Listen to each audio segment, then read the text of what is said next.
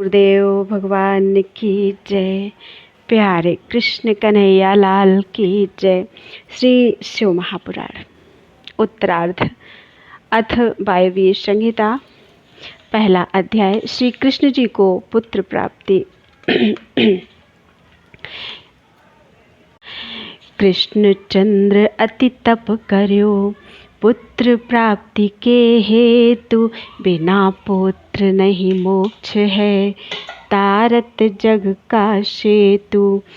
श्री पार्वती जी के साथ क्रीड़ा विहार करता संसार चक्र के चालक भगवान शंकर जी को नमस्कार हो। इस प्रकार मंगलाचरण तथा प्रणाम करके सूत जी बोले, हे ऋषियों। वायु देवता नैमिष क्षेत्र में पहुंचकर ऋषियों से कहने लगे, हे ऋषिगणों, मैंने आपको उपमन्यु की कथा सुनाई है, जिन्होंने दूधपान के लिए तपस्या करके महेश्वर जी को प्रसन्न कर लिया था।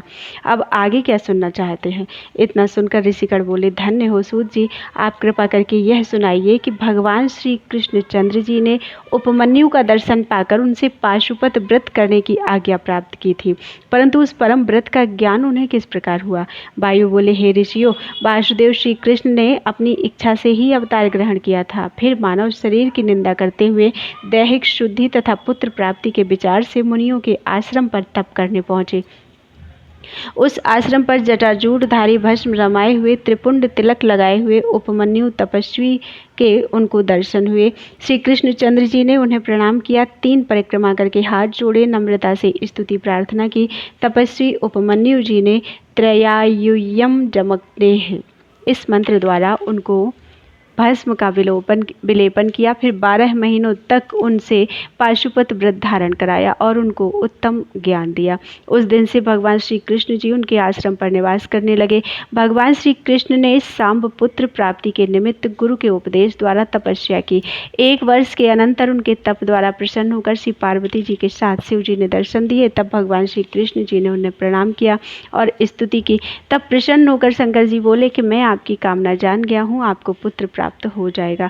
इस प्रकार वर देकर शंकर अंतर्ध्यान हो गए। उसी वर के प्रभाव से श्री कृष्ण जी को उनकी धर्मपत्नी जाम्बवती द्वारा सांब नामक पुत्र की प्राप्ति हुई। बोलो वृंदावन बिहारी लाल की जय। दूसरा अध्याय, शिव गुणों का वर्णन। उपमन्यु वर्णन करहि, शिव गुण वर्ण महान, पालक हैं त्रैलोक्य के, देव देहि नितमान। ऋषि बोले, हे वायु, ज्ञान किस प्रकार का है? भगवान शंकर का पशुपति नाम कैसे हुआ? भगवान श्री कृष्ण ने उपमन्यु से किस प्रकार के प्रश्न किए? अब यह हमें सुनाए। यह सुनकर वायु बोले, सुनो। एक दिन श्री कृष्ण जी ने उपमन्यु से कहा कि हे महर्षि, श्री पार्वती जी को जो शंकर जी ने पाशुपति ज्ञान दिया था, उसे तथा उसकी विभूति का वर्णन आप करें। पशु कौन है, किस प्रकार की रस्सी से बंधे हुए हैं और किस प्रकार छूटते हैं? श्री शंकर पशुपति किस प्रकार से हुए, यह सब वर्णन करें। इस प्रकार के प्रश्न सुनकर उपमन्यु बोले कि हे श्री कृष्ण, ब्रह्मा से लेकर सभी स्थावर पर्यंत प्राणी श्री शंकर भगवान के पशु ही हैं। शंकर जी उन सभी के स्वामी हैं, इसलिए आप पशुपति कहलाते हैं। फिर मल माया आदि दृढ़ रस्सियों से बांधे हुए हैं। जब उनकी भक्ति उपासना दृढ़ देखते हैं, तब उस माया रूपी रस्सियों से झट उन्हें छुड़ा देते हैं। 24 तत्व माया के गुण कर्म हैं और यही विषय भी हैं, उन्हीं से ही जीव बंधा रहता है। विषयों द्वारा बांधने वाले भी स्वयं शंकर हैं, तभी तो अपना कार्य ब्रह्मा से लेकर स्तंभ पर्यंत पशुओं से करा लेते हैं। उन्हीं महेश्वर के अनुशासन से ये आकाश सर्वव्यापक हैं। वायु प्राणादिक नामों से आकर सारे जगत के भीतर बाहर से सारे जगत का पालन करते हैं। हव्य कव्य भी ग्रहण कर लेते हैं। जल रूपी जगत में जीवन भर देते हैं, फिर पृथ्वी जगत को धारण करते हैं। सारांश, देवादिकों का पालन तथा दैत्यों का संहार करने वाले शंकर हैं। उनके ही अनुशासन से इंद्र तीनों लोकों की रक्षा करते हैं। वरुण देव को जल का आधिपत्य दिया है। संसार में सभी कुछ कार्य शंकर जी के अनुशासन से चल रहा है, इसलिए भगवान शंकर का पूजन आराधन ही सद्गति देता है। बोलो वृंदावन बिहारी लाल की जय। तीसरा अध्याय, अष्टमूर्ति वर्णन। विष्णु रुद्र ब्रह्मादि शिव अष्टमूर्ति जगमाहि, सर्व रुद्र पशुपत तथा महादेव जग पाहि। उपमन्यु बोले, हे श्री कृष्ण, भगवान शंकर ही अपनी मूर्तियों द्वारा ब्रह्मांड में व्यापक हो रहे हैं। ब्रह्मा, विष्णु, रुद्र, महेशान, सदाशिव, ये सभी उनकी प्रतिमाएं हैं जिनसे सारा जगत व्याप्त हो रहा है। इस प्रकार और भी 5 मूर्तियां हैं। ईशान, पुरुष, अघोर, वामदेव, सद्योजात आदि प्रसिद्ध हैं। ईशान तो सब में मुख्य है, यही मूर्ति क्षेत्रज्ञ है। मूर्तिमान स्थाणु मूर्ति पुरुष है। बुद्धि तत्व का आश्रय लिए अघोर मूर्ति है, श्री महादेव जी के अहंकार की अधिष्ठात्री। वामदेव नामक मूर्ति है, शंकर जी के हृदय में निवास करने वाली सद्योजात मूर्ति है। ईशानी मूर्ति श्रोत्र, वाणी, शब्द, आकाश की अधिष्ठात्री है। ईश्वरीय मूर्ति तात्विक, हस्त, स्पर्श, वायु की अधिष्ठात्री है। अघोर मूर्ति नेत्र, चरण, रूप, अग्नि की अधिष्ठात्री है। वामदेव मूर्ति रचना, वायु, रस एवं जल की अधिष्ठात्री है। सद्योजात प्रतिमा घ्राण, उपस्थ, गंध, पृथ्वी की अधिष्ठात्री है। इस प्रकार शंकर जी की 8 प्रतिमा है। सूत्र में जैसे मणियां ग्रथित रहती हैं, उसी प्रकार इन मूर्तियों में संसार ग्रथित है। वे 8 मूर्तियां सर्व, भव, रुद्र, उग्र, भीम, पशुपति, ईशान, महादेव इत्यादि पृथ्वी, जल, तेज, पवन, आकाश, क्षेत्रज्ञ, सूर्य, चंद्र आदि को धारे हुए हैं। विश्वधारिका शिव की सारवी, जल जीवनी बाई का भावी मूर्ति है। जगत के अंदर बाहर विचरने वाली तेजोमयी रौद्री मूर्ति है। जगत की संचालिका पवन मूर्ति है। आकाशात्मिका भीमा मूर्ति सारे विश्व में व्याप्त है। पाशुपति मूर्ति पाशुपाश छेदन करने वाली, सर्व क्षेत्रों में निवास करने वाली, सभी आत्माओं की अधिष्ठात्री है। ईशानी मूर्ति सूर्य रूप होकर जगत को प्रकाश देने वाली है। महादेव मूर्ति चंद्रमा रूप द्वारा किरणों से जगत को तृप्त करती है। 8वीं मूर्ति तो सर्वव्यापक है, इसी कारण सारा जगत शिव रूप है। अतएव शिव जी का आराधन ही अभय अनुग्रह दायक होकर उपकार करने वाला है। जिस प्रकार पुत्र पौत्र आदि पाकर पिता प्रसन्न हो जाता है, उसी प्रकार भगवान शंकर भी इस विस्तार से जटाधारी होकर प्रसन्न होते हैं। बोलो वृंदावन बिहारी लाल की जय। 4था अध्याय गौरी शंकर की विभूति। पुरुष तथा स्त्री युगल अनुपम शंभु विभूति, पार्वती जग रूप हैं कृष्ण कहें सुन सूक्ति।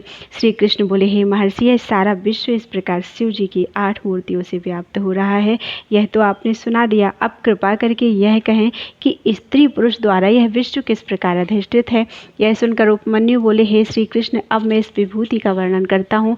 स्त्री पुरुष श्री महादेव जी की ही विभूति कही जाती है। श्री महादेव जी शक्तिमान हैं और महादेवी उनकी शक्ति हैं, और यह चराचर विश्व उनकी विभूति का लेश मात्र ही है।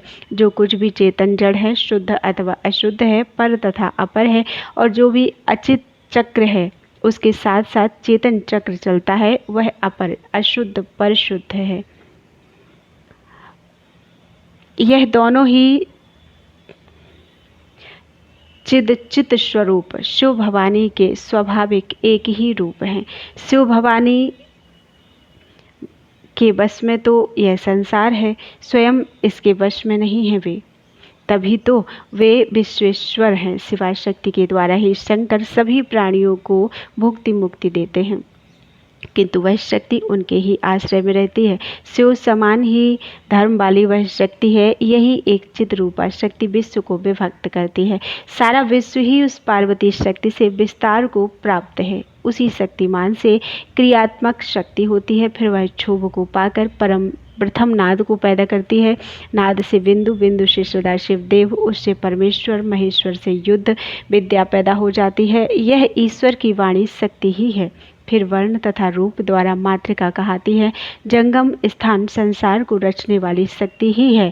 यही निश्चयात्मक ज्ञान है। ज्ञान तथा क्रिया की अभिलाषा वाली 3 शक्तियों द्वारा ही ईश्वर शक्तिमान है। जगत भर में स्त्री पुरुषों की विभूति शिव भवानी से आश्रित है। शिव तो महेश्वर हैं एवं भवानी माया रूप हैं। सभी रस रूपा भवानी हैं और उसके रस के आस्वादक शिव हैं। भवानी शिवा क्षेत्र रूपा है, क्षेत्रज्ञ रूप शिव हैं। श्री पार्वती जी पृथ्वी रूप हैं, सदाशिव आकार रूप हैं, समुद्र रूप शिव हैं। विशेष क्या कहें, पुल्लिंग वाचक महेश्वर हैं, स्त्रीलिंग वाचक पार्वती की विभूति है। उपमन्यु बोले, हे श्री कृष्ण, मैंने यह अपनी मति के अनुसार परमेश्वर की विभूति आपको सुना दी, इसे वर्णन करना सबके लिए कठिन है। हे कल्याण रूप कृष्ण, इसका वर्णन आप भी अधिकारी समझकर उसके आगे करना, सबके आगे नहीं। इन विभूतियों को सुनने वाले अधिकारी को सुनाने वाला शिव सायुज्य पा सकता है, इसका कीर्तन करना भी पाप नाशक है। बोलो वृंदावन बिहारी लाल की जय। 5वां अध्याय पशुपति तो ज्ञान योग। वर्तमान अध्याय में तत्व सदाशिव ज्ञान योग, तत्व का ज्ञान लही ज्ञानी पावे मान। उपमन्यु बोले, हे श्री कृष्ण, सभी चराचर जीव मायापाश में बंधे हुए हैं, इसी कारण जान नहीं सकते कि यह सारा ब्रह्मांड भी शंकर जी का ही स्वरूप है। ऋषि मुनि शंकर जी के अविकल्प प्रभाव को ना पाकर उन्हें अनेकों भावों से वर्णन करते हैं। उन्हें अपर ब्रह्म रूप पर ब्रह्मात्मक भी कहते हैं। इसी प्रकार अनादि अनंत रूप भी महादेव जी कहा करते हैं। भूत, इंद्रिय, अंतःकरण प्रधान, विषयात्मक अपर ब्रह्म एवं चेतनात्मक पर ब्रह्म कहा गया है। यह बहुत ही बड़ा है और विश्व का विस्तार करने वाला है, इसी कारण ब्रह्म कहाता है। विद्या अविद्या दोनों ही ब्रह्म के रूप हैं। चेतना अचेतना दोनों विद्या अविद्या के रूप हैं और विश्व शिव रूप है और सब जीव शिव के अधीन हैं। विद्या भ्रांति एवं परा ये भी शिव रूप हैं। भ्रांति तो पदार्थों में मिथ्यापन है, यथार्थ ज्ञान की बुद्धि विद्या है। विकार रहित तत्व सत है, उससे विपरीत असत है। शिव तो दोनों के स्वामी हैं। अन्य जन उन दोनों को क्षर अक्षर कहते हैं। सभी प्राणी क्षर हैं एवं अव्यय ब्रह्म अक्षर हैं। ये दोनों परमात्मा के रूप हैं। कोई कोई तो इन्हें समष्टि व्यष्टि रूप से भी कहते हैं और कोई कोई जात रूप तथा प्रकृति पुरुष रूप द्वारा भी कहते हैं। कई एक विद्वान जन 23 तत्व कहा करते हैं। कार्य रूप जगत के परिणाम का काल तो एक है।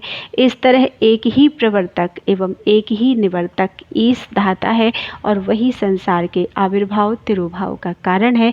तभी तो महेश्वर ही कारण है, नेता हैं, स्वामी हैं, धाता हैं। कोई कोई तो ब्रह्मा को लोक कारण कहकर उसे ही ईश्वर कहते हैं।